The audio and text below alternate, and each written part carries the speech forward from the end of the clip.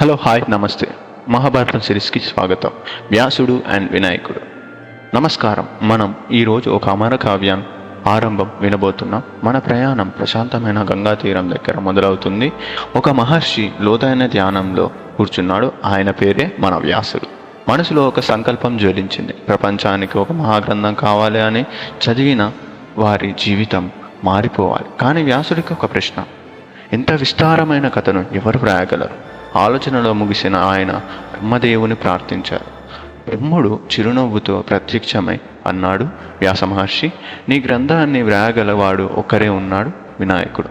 అంతలోనే గణపతి ప్రత్యక్షమయ్యాడు. కళ్ళలో జ్ఞానకాంతి, ముఖంలో చిరునవ్వు. నేను వ్రాస్తాను అన్నాడు. కానీ ఒక షరతు ఉంది. నువ్వు ఆగకుండా చెప్పాలి. నేను ఆగకుండా వ్రాస్తాను.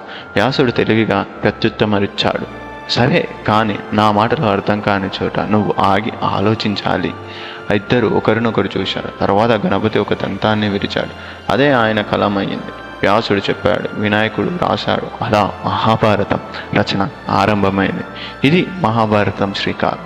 కానీ ఈ గ్రంథంలోకి వెళ్లే ముందు మనం ఒక మహారాజుని కలవాలి. ఆయన పేరు శాంతాను. తరువాతి భాగంలో శాంతాను మహారాజు గంగాదేవి కలయిక కథ వినేద్దాం. మరుసటి ఎపిసోడ్ కోసం తప్పనిసరిగా వినండి. నమస్కారం.